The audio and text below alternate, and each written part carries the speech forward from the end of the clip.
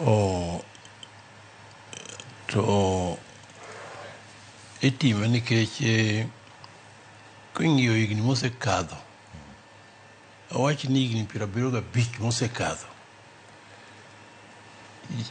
ndalogi gimosedhi nyime ne onge chik mageng'o gimiluongo ni hate speech. Hate speech en wacho weche moko moriwore ei achaya. Ichayo oganda moro kata iwuoyo n'oganda ni ng'eni gini ok wadwargi tim kama. Koro gigo duto kelo achaya. Kae to mos mos ji chako manyo lweny, kae to violence bede.